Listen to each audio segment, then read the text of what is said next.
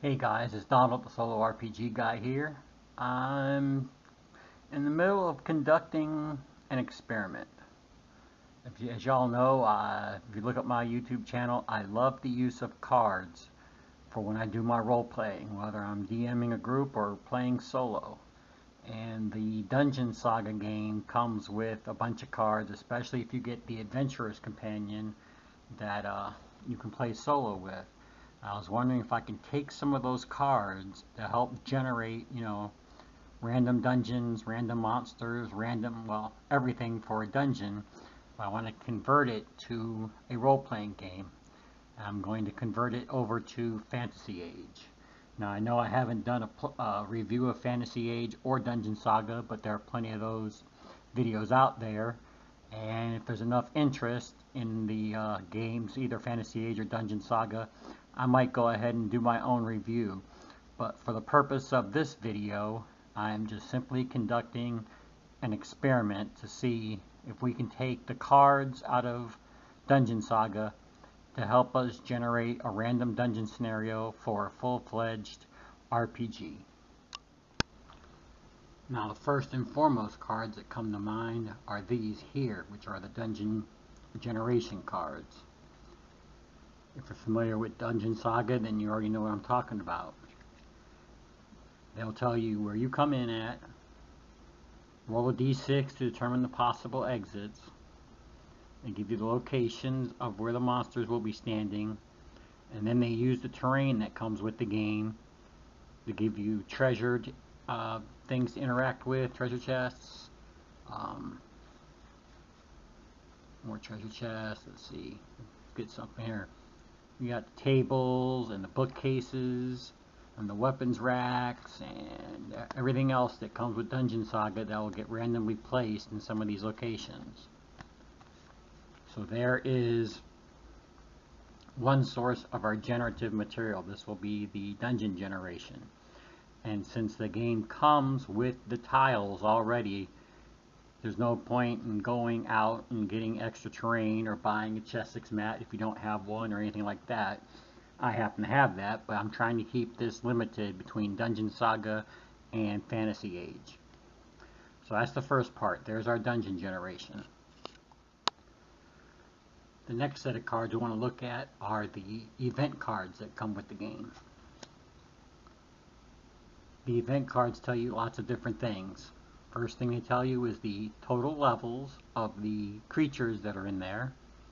They give you the difficulty to pick the lock, at the strength of the door, chest, whatever, in order to break it, whether or not the lock has a trap, whether there's a trap on the map, treasure that could possibly be on that map, and a hero's win condition. Now we're going to ignore the hero's win condition. The heroes win if just they survive, and if they get hurt, then they leave the dungeon early. They still get their experience anyway, and they might level up. So that's probably a goner. The total levels. In my previous experience, total levels, I had to adjust a little bit in order to have a fair chance for the PCs. To compensate for this little experiment, I've upped the levels of the PCs. I currently am running 3. And so, with 3 characters, and they're all 3 or 3rd level, that's 9 levels. So when you look through these cards, some of these rooms will wind up being really tough with a 15 total levels, and some will be really, really simple with only 3 levels. Now, as part of the experiment, I would go through these cards looking at the levels and decide if that's too easy or too hard and possibly remove them from the deck. I haven't quite made my decision on that, because that would also mean, okay, in a room with only 3 levels worth of creatures, the party would probably just wipe them out easily. On the other hand, 15 levels the other way, the party might get wiped out. So I might remove like the 15 levels, the 12 levels. That might be doable. That might be like the boss room fight. I might only have 1 or 2 cards with 12 in there, and then adjust these accordingly. Probably take out the level 3s and the level 15s. Now continuing looking at the cards, in case we come across a door, we want to, and then obviously the doors, most doors we can say are locked. We will probably just roll a 50-50 chance or something like that to determine whether or not it is locked. And if it is locked, we have to convert this somehow over to the Fantasy Age system. Now in Fantasy Age, you roll a 3d6, you add the appropriate ability score to see if you succeed. Let me see here, give me a second. Okay, I found my Fantasy Age screen, and as you can see here, here is the basic test difficulties. So when we look at these basic test difficulties, the best thing I can figure to do for that number there is to double it and then add 10. And if I want to make it extremely more difficult, maybe later at higher levels, triple that number to determine whether or not they can break through the lock. Of course, we will stick with the lock trap mechanism that says yes if there's a, obviously the trap is locked. We will use the map trap, and whatever spaces on the dungeon card are not covered by monsters, we could put map trap tiles down, and then if the party or someone should step on those, figure it out accordingly. Now the treasure, in most dungeons, party finds more gold or coinage before they find potions and swords and things of that nature. So what I was thinking, when it comes to treasure, I will roll, and for each item that's supposed to be here, we will roll an appropriate number of coins based on the treasure category. Let me show you here. There's the treasure category list right there. We can do that. And if there is more than one item on here, then we will roll 2 or 3 times on that treasure chart, and maybe do a yes/no utilizing the lock trap number, the lock trap yes or no, to determine if the actual magic item is actually there. If it's not there, we'll roll on the treasure table instead. So that was my thoughts on these cards here. Now the next set of cards we're going to look at is the Invisible Overlord card. The Invisible Overlord card gives you a number, and that's supposed to represent the number of bad guys that act on that turn. We will ignore this because since we're playing a full-fledged RPG like Fantasy Age, we will just use the initiative order, so we won't need to worry about that. The threat. What I was thinking for the threat would be to have the bad guys concentrate on that particular type of person, whether it's the armored person or the spellcaster, the weakest, the marksman, things of that nature. Quest, if it's a quest, then they will defend the treasure chest or the piece of furniture or whatever's in that room, signifying that that's obviously something important. As for the order, we'll probably ignore the order unless it physically fits. More than likely, they'll just attack the best way possible. After all, that's what most monsters do anyway. And then as for interrupt, we'll just ignore that because interrupt's a game mechanic for Dungeon Saga, and we definitely don't want the NPCs or bad guys interrupting because that would mess with the mechanics of Fantasy Age. So we do that there. Next set of cards we want to look at are the trap cards. Now the trap cards, we will utilize those obviously for the trap tiles that get laid, or if the lock actually has a trap, and based on whatever our character's level is, we will read this card here and then just convert it over to something in Fantasy Age. More than likely, at the level the party's at, these will be the equivalent of 2d6 traps. What I was also thinking when it came to those traps would be to draw an event card for each trap, utilize that lock number, and then stick with our original plan of doubling it and adding 10, and that would be the perception check to find the trap as well. So that would be we will draw one card to detect the trap, and then we'll draw another card to disarm it, to find out what the difficulty level will be. The next set of cards we're going to look at are the item cards. We look at the item cards. Obviously the text is designed for Dungeon Saga, so we will ignore that. What we'll do is just simply look at the name and the picture and see what that inspires us, and we will look for the appropriate magic item or things of that nature in Dragon Age, or excuse me, Fantasy Age. Here is an example of 3 different potions of healing, 3 different types. As you can see here, it says the hero immediately recovers 1 wound counter, this one is 2, and this one is all. Since Fantasy Age uses a D6 system for hit points, and it's hit points per level, I think the best thing to do for something like this would be the 1 wound is 1d6, the 2 wounds is 2d6, and the all wounds would be 3d6. Here is an example of energy power crystals that are used in the game. You get a power level 1, a power level 2, and a power level 3.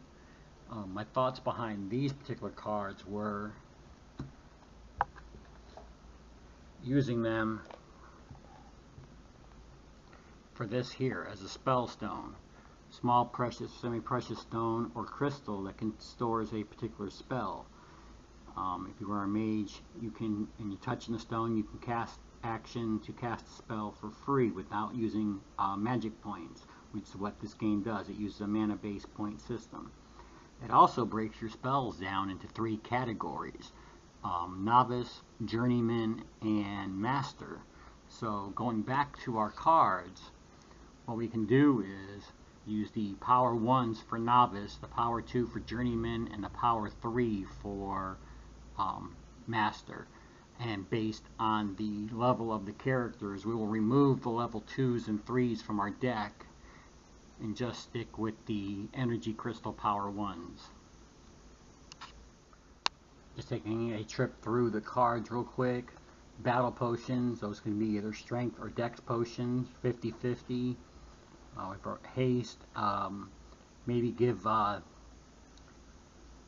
PC an extra action. I haven't quite decided how I'm going to convert that yet.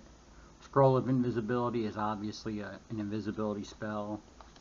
We've already talked about those. Let's see, as you see, we got lots of healing pots and Scroll Negation. That would be the equivalent of a Dispel Magic. Potion of Fury, we might that give both a strength and dex boost. More power crystals. And now we're coming like to the magic weapons. What we can just simply do is decide on a category of weapon and give it a +1 at this level. As the characters go up in levels and they find these weapons, there's a chance, we haven't made up that rule yet, but there's a chance they can be +2 or +3 weapons. And that would just apply to all the weapons. As for the armor, the same thing. +1 at the lower levels, +2 at mid levels, +3 at the higher levels. And maybe give it a special ability based on what it is. Dragon scale armor, I don't know, maybe extra protection versus dragons, or maybe it gives you protection versus fire to some degree. Oozing blade could be a poison blade. Obviously we got cool shields we can use as well. More weapons. Flying needles, these can be throwing daggers or things of that nature. I haven't decided yet what I'm going to do with this card should it pop up, but we can just work on it as the game progresses. That's assuming this experiment even works. You know, I'm not saying this is going to work. I'm not saying it's not going to work. It's just an idea I had, and I just wanted to throw it out there and show you guys and maybe get some thoughts from you guys. Okay guys, I'm going to go a little bit over the Fantasy Age system.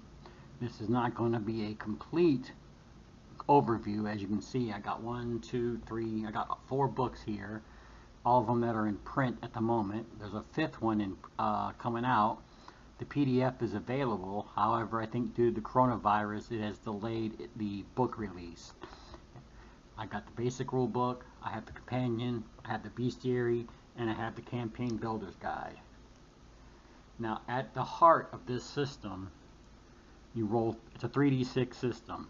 One die has to be a different color than the other two. Whenever you make a to hit roll or a spellcasting roll, if you happen to roll doubles, it doesn't matter which dice are doubles. The odd one could be double with the other one, or it could wind up being something like that. As long as you roll doubles, you get stunt points. The odd color die represents how many stunt points you get. Now this is the core for this game. It's also the core for Dragon Age, if you're familiar with that one. I have that game as well. Green Ronin, the publisher of this game, they also have a modern version, if you're in the modern, called Modern Age. They have a futuristic one called Expansion Age. They have a romantic British, I think it's Britain or Britain type. I mean, don't quote me on that, but they also have Blue Rose. And I think they have one other game, I'm not quite sure. But let's say, for example, this was your character's roll. The first requirement is you have to succeed on the roll. If you succeed, you'll take that stunt die, and that's how many stunt points you get. And give me a second. As you can see, I got my DM screen in the back. Let me go grab my DM screen and put it in front of the camera. There are 4 different categories of stunt points. There are combat stunt points, there are spell stunt points, and then there's also exploration and role-playing stunts. But since we're primarily doing a dungeon crawl, we're just going to concentrate on these stunts here. So I rolled that, and that was my stunt die, the 6. I can look at my list of here and see what the stunt point cost is. For 1+, I can do a skirmish maneuver, which means I can move myself or the target 2 yards in any direction for every 1 stunt point I spend. 2 yards in this game represents 1 5-foot square in D&D, so 1 square on the grid is 2 yards. You got rapid reload, where you can immediately reload a missile weapon, stay aware, knock opponent prone, take a defensive stance, disarm, mighty blow and do some extra damage, pierce armor, find a chink in your enemy's armor, the target's armor rating is halved. In Fantasy Age, the armor you wear does not add to armor class, it acts more like damage reduction. You can taunt, you can threaten, you can do a lightning attack, which allows you to make a second attack roll. You can set up, which means you can open up an opening for an ally to exploit, and they'll get a bonus on their next ability test. You can get dual strike, where you can affect 2 targets at once. Seize the initiative, move to the top of the initiative round. Lethal blow, do even more damage. For spells, powerful casting, you increase your spell power by 1. Again, in Fantasy Age, the saving throw is based on your spell power, and usually if they make their check, they'll have a reduced effect from the spell. Skillful casting, your spell costs 1 less magic point. Mighty spell, it does more damage. Lasting spell, it lasts longer. Magic shield, you'll get a bonus to defense till your next turn. Fast casting, you cast another spell. Imposing spell, the effect of your spell is more dramatic than usual until the beginning of your next turn. Anyone attempting to make a melee attack against you must make a successful willpower courage test. The target number is equal to 10 plus your willpower ability. Those who fail take a move or defend action instead. Basically means they can't attack you. Split spell, your spell affects more than 1 target. Disrupt magic, acts like a dispel magic type spell essentially. And then lethal spell. The spell does more damage. The target takes an extra 2d6. Or alternately, all targets of the spell take an additional 1d6 damage. This will take your combat and make it a little more dramatic. More than just I hit you, you hit me, we do damage, subtract hit points. This can actually change the pace of the battle. During one of my test runs, the mage was getting ready to get slaughtered by an orc. Luckily, the archer came through, shot an arrow, and I used skirmish to move the orc away from the mage, giving the mage a chance to escape before dying. Of course, it didn't help that like within 2 rounds later the mage was almost dead anyway. But still, it added some more interesting aspects to the combat other than hit, take damage, hit, take damage, hit, miss, hit, take damage. So that was good there. Going back to Fantasy Age, some of the basics. There are only 3 classes: Warrior, Rogue, and Mage. But don't let that scare you. It does have a very dynamic, very robust character building system. You and me can both be playing warriors, but you can be playing the half-naked, dual-axe wielding barbarian, while I'm playing that heavy knight in shining armor type, and both play pretty well. Anyone who relies on magic, whether that's a cleric, druid, sorcerer, wizard, whatever you want to call, they all fall into mage, and you can build them appropriately that way. And your rogue represents anyone who relies on dexterity and cunning, like a rogue or a ranger or something along those lines. Also, it allows for mages to wear armor. They do have to pay more magic points to get their spells to go off, but that will allow you to play things like a battle mage and such. So it does have a fairly robust system. And then if you have the companion module, the companion book adds a whole lot more. It adds a few more races, more talents, more spells. It's basically, they should just call it Basic Rulebook Part 2. Those 2 right there I highly recommend.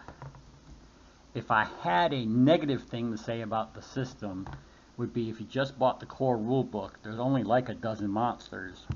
So for that, I got the Bestiary. And it has a whole plethora of monsters, and it's written pretty well. Let's just flip to a random page here. The Iron Maiden. For the most part, each monster gets a 2-page layout. You get a little picture. You get some variations to tell you how to vary the monster up a little bit. And they give you some adventure hooks, and of course they give you all the stats. And then of course in the back of the book, it gives you more options to modify your monsters in various ways. So not every skeleton is just going to be a regular skeleton, not every dragon is going to be a regular dragon. You can just modify your monsters accordingly, and that will just change the difficulty level. Make sure your party is able to handle it, or they will die. Da, da, da. Now, if you do like the Fantasy Age system, and you need help making a campaign, then by all means get the Campaign Builder's Guide. If you're not in the Fantasy Age, and you need help building a campaign, there might be other resources out there that'll be better for you. But if you like the Fantasy Age system, and you want to work on your own campaign, this will give you a whole plethora of information that will help you flesh out your Fantasy Age campaign. But if you're playing D&D or one of the other role-playing games, there are plenty of other resources out, so this would be the last book to get if you were in the Age. Get the core book first, then get the companion, and Bestiary, this book you can wait on. Now, as far as this experiment goes, I'm going to limit myself to just Dragon Saga and Fantasy Age for the moment. However, if I want to add more story, or I come across a situation that it can't be handled through the Fantasy Age system or the Dungeon Saga, I got my old reliable standby solo RPG toolkit. I figured while I'm here, I might as well go ahead and give you a quick showdown of my solo RPG toolkit. First component, you've seen these before, my very first video, my GMA cards. That's a good standby. Of course, if you see my video on the Mythic Game Master Emulator deck, it's pretty much the same thing as the book in card form. I probably won't need this since I'll be using the Dragon Saga tiles, or excuse me, Dungeon Saga tiles. But this is also in my toolkit. I've done a video on that. And then of course, we have Ironsworn. Ironsworn we'll use the charts, the oracles, and things of that nature that are in these books. I also have the cards here that in case I want to give the dungeon a theme, I can. Or I can go through here and grab like a barrow, or a ruin, or an underkeep, or a stronghold, and then combine the two cards together to give me a theme behind the dungeon. And at the same time, I was thinking, since the Fantasy Age system has that stunt die, but the stunts only come into play when you succeed, I was thinking, I haven't implemented it yet, that should it fail, should one of your checks fail, then I can use the dangers from these cards to add something to the story. Like I said, I haven't done this part yet. I'm still messing around with the Dungeon Saga Fantasy Age combo, but this is a good old back standby. And in addition, more charts available between Dungeon World and the Perilous Wilds. More than likely though, I'll probably default to Ironsworn, but just in case, we have these in reserve. Alright, so that will complete this video. I'm going to do some more research, and if things work out great, I might give you a sample of solo play. Don't hold your breath on it. I'm not promising you that. I'm just saying if things work out, you'll get one. If not, if the experiment fails, well then the experiment failed. Oh well, no biggie. That's what we're here for, to experiment, have fun, and enjoy ourselves. So I hope you enjoyed this video. One other thing, a lot of people keep saying they want to see good solo play. I highly recommend, if you haven't already, go find Me, Myself, and Die. D-I-E, like a dice. Me, Myself, and Die. Professional voice actor Trevor, I can't remember his last name, he has an awesome solo play using the Savage World system, and he's getting ready to come out with another solo play, and he'll be using this system, the Ironsworn system. If I remember, I'll go ahead and put his link down in the doobly-doo. Y'all know where that came from, I'm sure. But with that, we'll go ahead and finish this video, and until my next one, happy gaming!